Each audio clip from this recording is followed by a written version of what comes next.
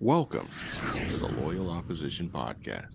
I'm Bernie Flowers, a retired military officer, a retired civil servant, and a published author, and also a former congressional candidate. I believe that our country's best days are still in front of us, but if we want those best days to come, we need to change the direction of the country right now before it's too late. I intend to talk about important topics every week in hopes of helping to improve our country and our way of life. Please like, share, and subscribe. Let's get started. Our guest for episode 22 is my friend Alex Fahmy. Alex quickly made a name for himself in the Republican Party as one of the main catalysts behind former congressional candidate Kim Klacik's campaign, helping her to raise nearly $10 million and having the most viewed ad by a congressional candidate in U.S. history. Alex also worked with congressional and gubernatorial candidates in Arizona, Tennessee, Mississippi, Maryland, California, and Pennsylvania.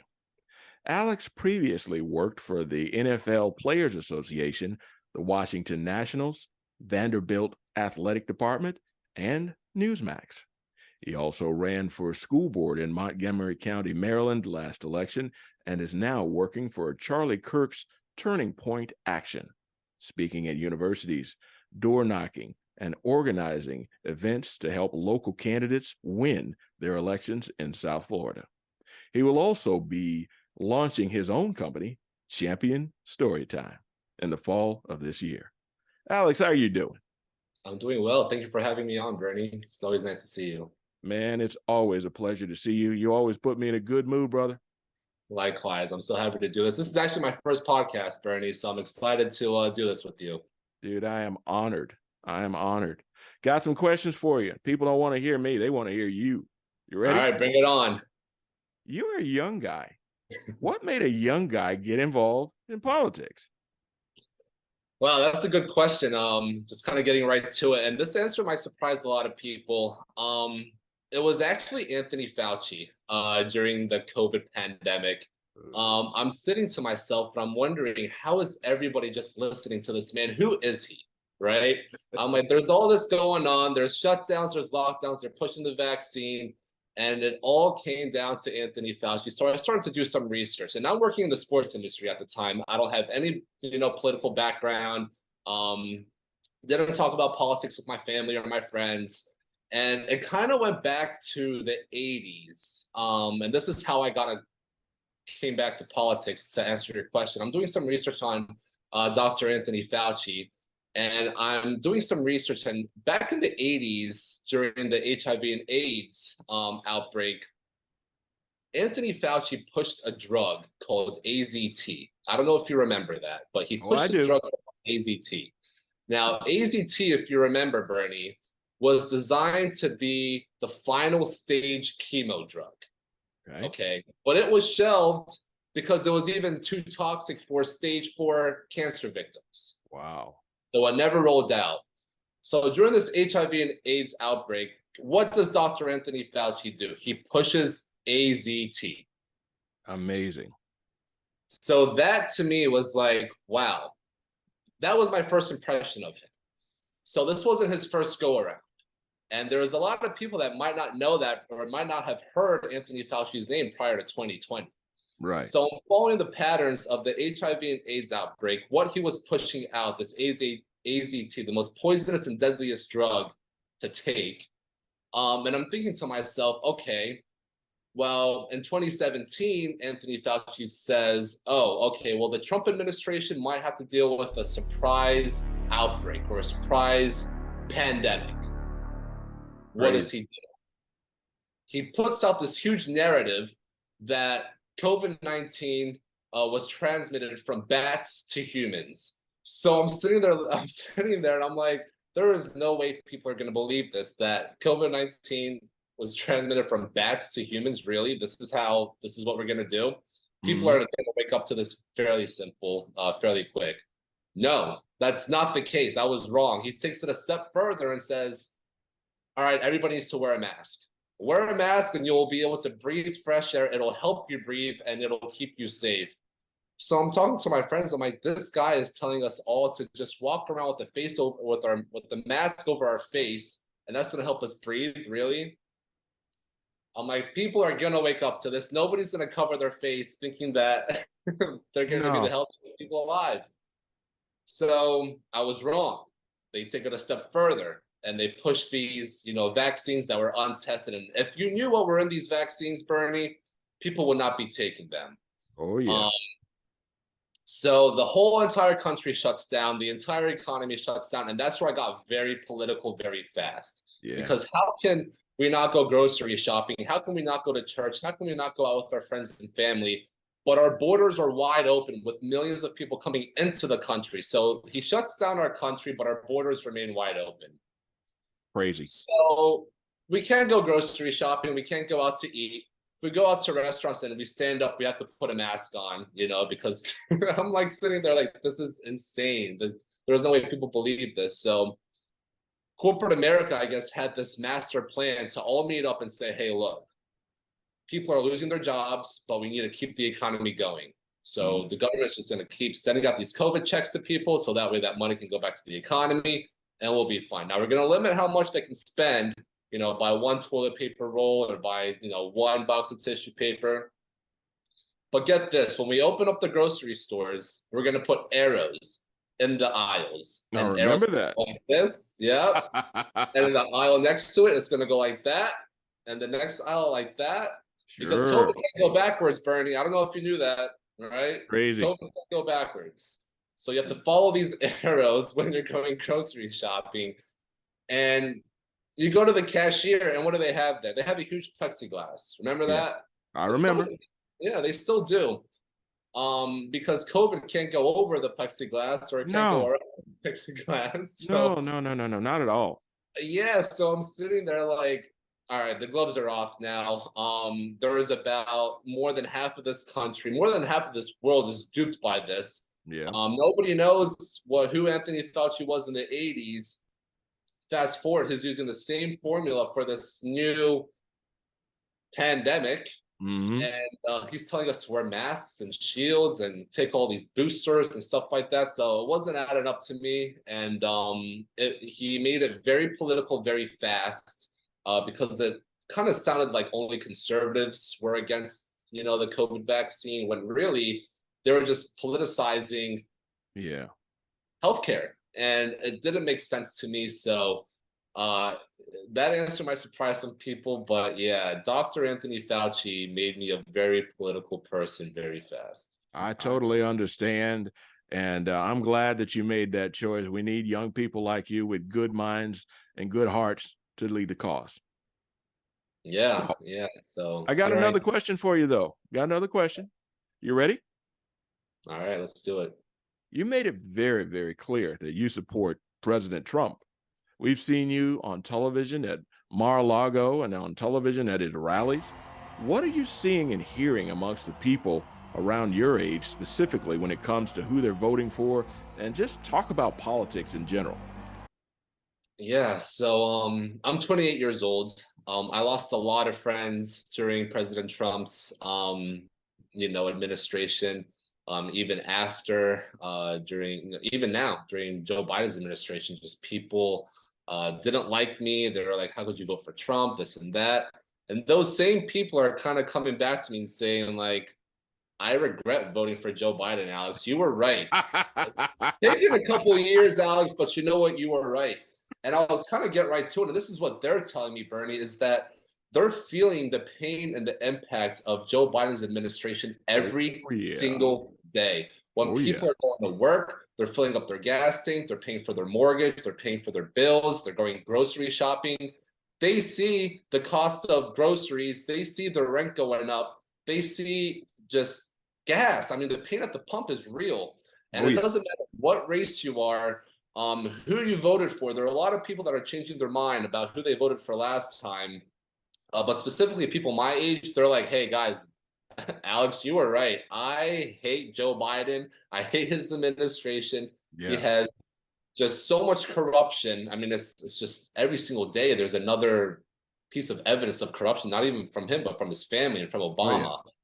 So people are seeing just kind of the pain at the pump, really, with the economy. But then to take it a step further, you go to Target, you go to all these stores, and you see just a whole bunch of weird agendas being pushed in your face, and it's being encouraged by Joe Biden, because what does he do? He has a whole bunch of TikTok influencers come to the White House, and these people, by the way, they don't identify by their birth genders, right? They're like these non-binary, pregnant men believing people that'll just come to the White House and say, "Hey, look, I'm with the president." Why? Because they want it to look cool, and Oh it's my gone God. way too far. Just what's going on in the schools. People are seeing it. I have a lot of friends that are just starting their families, and they're just like, "Alex, I'm looking at private schools. I can't even afford it Yeah, man. because public schools, all this stuff is going on." But then even more recently, Bernie, just the movie Sound of Freedom coming out, Oh and yeah. everybody's watching that.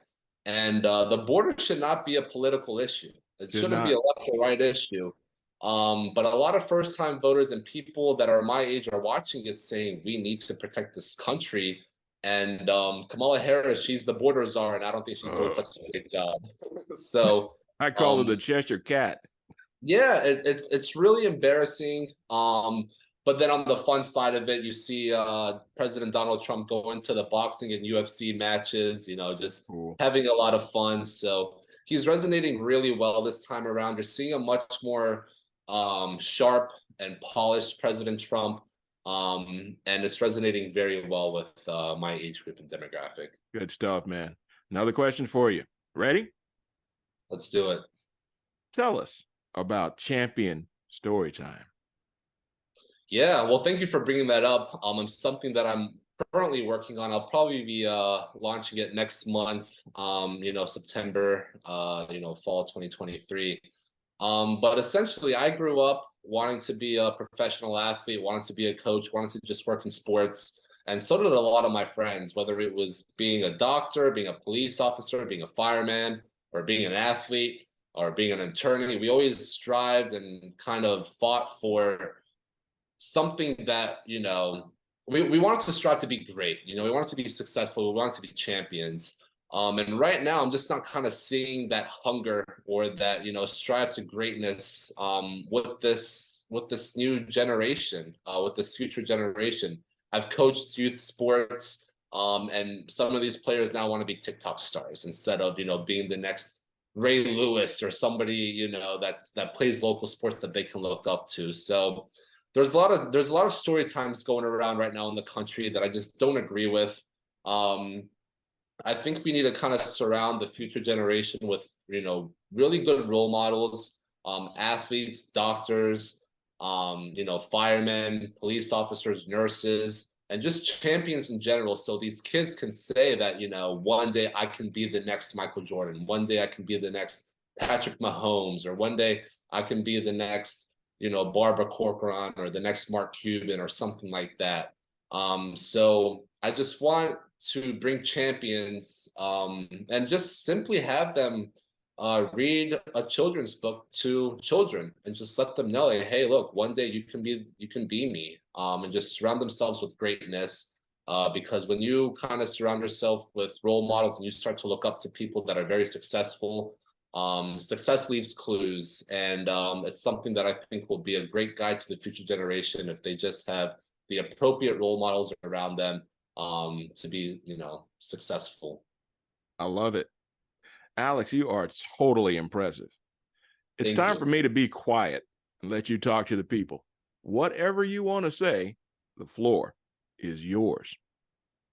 Yeah, so I first off want to say that the election is a little bit over a year away. I say this wholeheartedly, and I say this just please help your local candidates get elected into office. Local politics is so important. When I ran for school board, there were so many families and so many people that just had no idea about anything school board related or anything about the county executives or the county council or anything like that. Please get involved, donate to the candidates, because local elections are so important. Yeah, the presidential elections, they're always on TV and things like that, but the school board, please get involved. It's nice to kind of have your once a month outing for your club meetings or things like that, but please go out and door knock, get engaged with your community. Facebook and social media will never win elections. Okay, you have to go out and talk to people. Do not be scared, right? We already saw how the last 3 years have gone. With the Joe Biden administration, there's a lot of angry people out there. We can't just use that anger and post about it on Facebook. We have to go door knock, and we can't assume that everybody knows as much as we do. I will say, though, a lot of people are waking up, Bernie. Oh, yeah. It's very encouraging, but help your local candidates. If not, run for office. Okay, I know a lot of people that have felt, oh, I'm too scared to. I don't know what I'm getting myself into. I might lose my job. I think this is going to be the most important election really in our lifetime. There's a great agenda being put out by the left and really by the globalists, where it's kind of shifting from Democrats and Republicans to globalists and really we the people. So we have to step up. I do firmly believe that Donald Trump is the only person resisting the Great Reset. We have to be around a lot of those America First candidates that are going to put our values first, but also our families first. We cannot have the government control our bodies, our families, our values, our education system, because we've given them a small trial run and they have just really sank this country. And it's really sad, and it's really sad to see that what was once a beautiful country with great history, now the history is being erased. Yeah. And we can do as much as we want and talk about the presidential elections, but get involved, challenge your local candidates, ask them the tough questions. And I'm talking specifically about the school board, the congressional races, because local elections matter. And right now they need your help more than ever. So if you can't door knock, make some phone calls, download the Turning Point Action app. It'll make your life so much easier. It'll tell you who exactly to go to who are already registered Republicans. That way you can just go to their door, kind of create that relationship with them, build that name recognition, and just make sure that they have your vote. So we take it a step. We make it easier for you, just for you to go directly to a voter who's going to vote for you. They just need to know who you are. So get involved. Every day counts, because right now our backs are against the wall, and we just really need to win this election and save our country. Man, you are a smart guy for being so doggone young. It's amazing to me. That's why I like hanging out with you, brother. Hey, man, me and you both. Amen. So how can people reach you if they need to? Yeah, well, I'm on Twitter, Real Alex Fahmy. I have to be a little bit active on there, but you can find me on Facebook, Alex Fahmy. Just send me a friend request. Instagram, Alex Fahmy _ you can follow me on Instagram. I'm a lot more outspoken on Instagram, so we'll have a lot of fun there. But yeah, hit me up on social media, and yeah. Amen. Amen.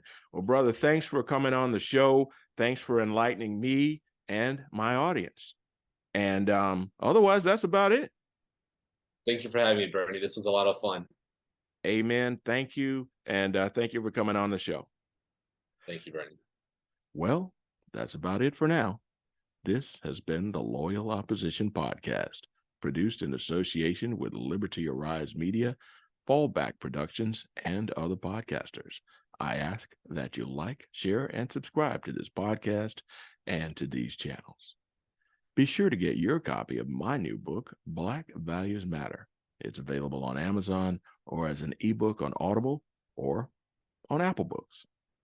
And it's okay to disagree, but if you want our country to prosper, we must insist on unity, transparency, and civility from ourselves and our fellow citizens. Thanks for listening to the Loyal Opposition Podcast. Hope to see you next week.